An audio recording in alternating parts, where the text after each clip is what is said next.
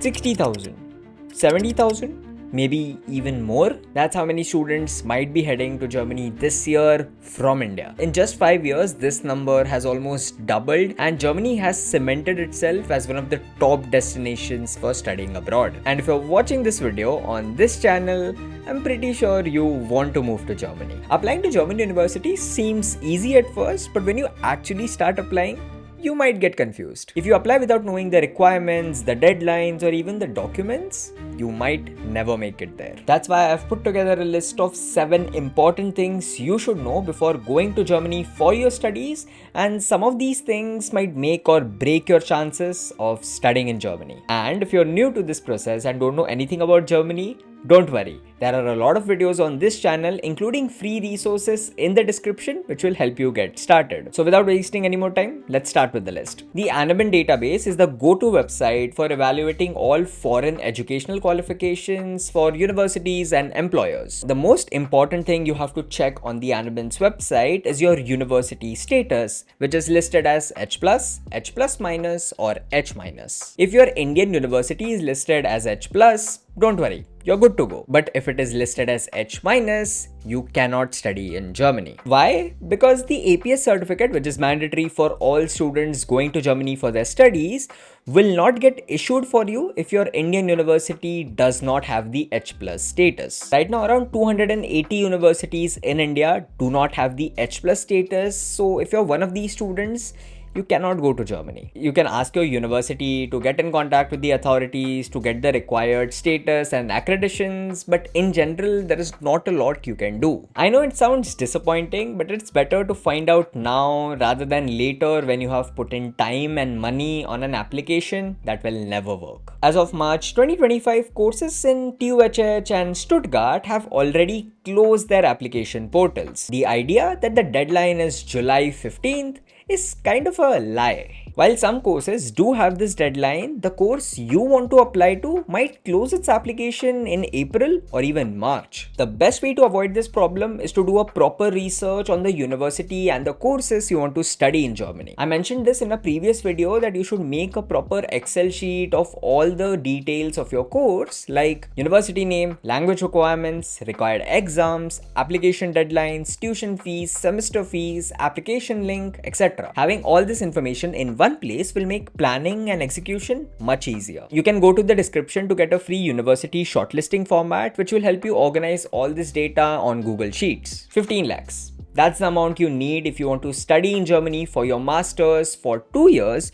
without any tuition fees. This includes fees for IELTS, GRE if you need it, APS certificate, application costs through Uni Assist, visa fees including VFS charges, flight tickets, semester contributions for 4 semesters, blocked account, and a few other things. It's a lot of money, but as compared to US, UK, or any of the other top destinations, it's actually very affordable. Roughly 11 lakhs from this amount is actually the blocked account amount, which you will get back on a monthly basis, and it will cover all your living expenses like rent, food, insurance, etc. It is important to know the total cost because not everyone comes from a strong financial background and an education loan might become a necessity. If you want help with that, Expatrio, in collaboration with ICICI banks, offer educational loans to all the students who want to move to Germany. You can go to the link in the description to know more. The German language certificates can be mandatory even for English taught programs. While many universities don't ask for German certificates for courses that are taught in English, some still ask for a basic level like A1 and A2 during applications. This requirement is usually in place because the university expects students to have a smooth daily life, interact with the locals, get the necessary part-time job,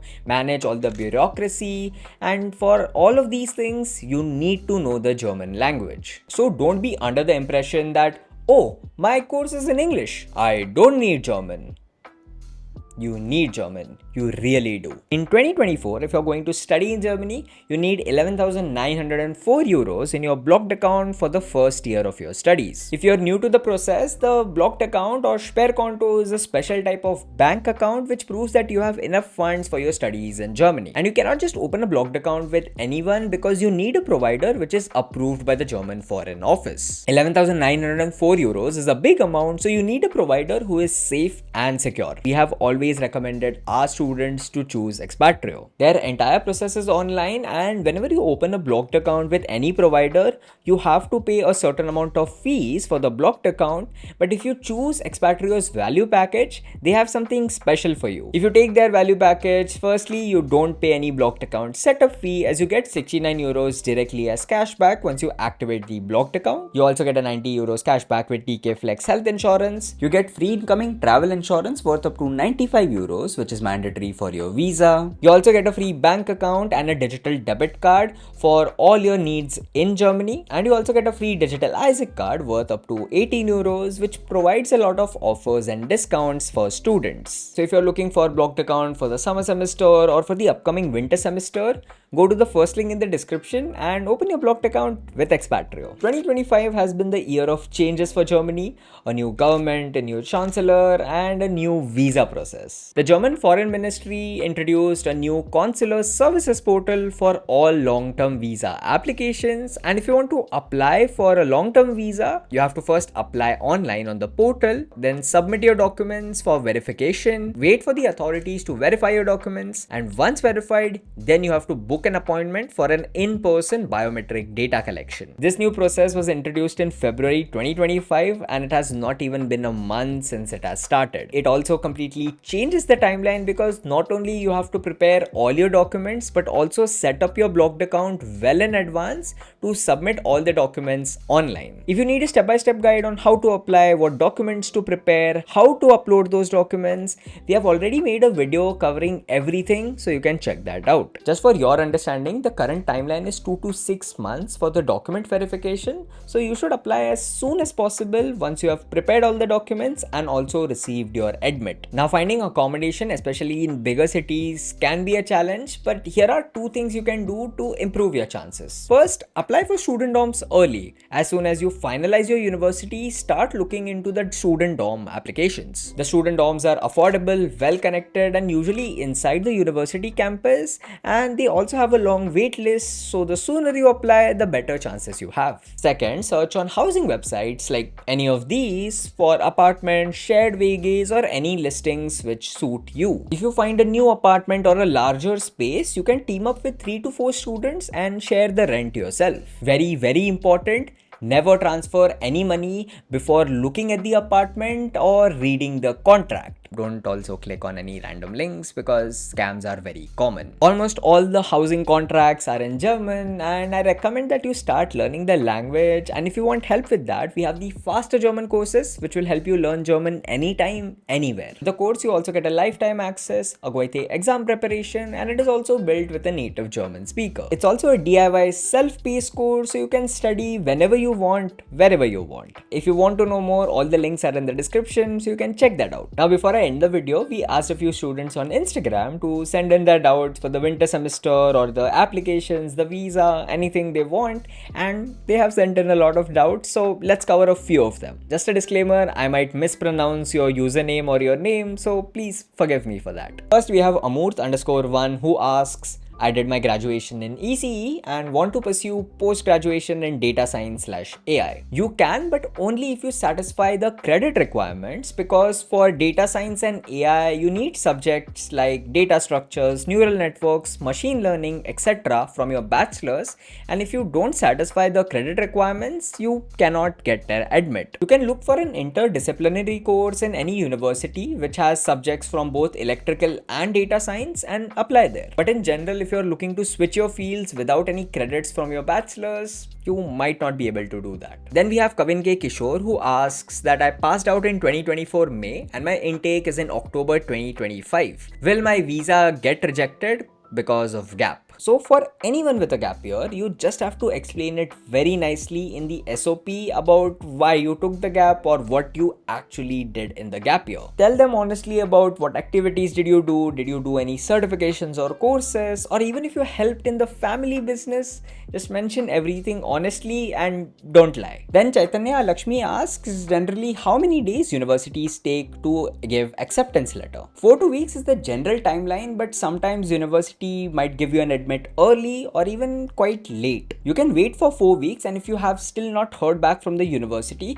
you can just send a mail asking, hey, I applied for XYZ course at your university. Have you made a decision on my application yet? Basically, just write a good and polite email and the university will respond back to you. Then Supreme_XD asks, if I start my preparation today, is it possible for me to get there by winter intake? Honestly, it is quite difficult because there is a lot of preparation you need to do before you send your application to the universities. You should start 6 to 8 months before the application window starts to avoid any major problems. Then Anaf Khan asks, is course completion time in TU is more than FH? What actually matters is how you study and also manage work experience. If your degree is 2 years and you take 3 years to complete it along with work experience, that is actually more valuable than you rushing to complete the program in 2 years. When to apply for APS? Is it okay to apply in the semester before, the last semester, or should I wait till the end? Now, because a lot of universities are asking for APS during applications,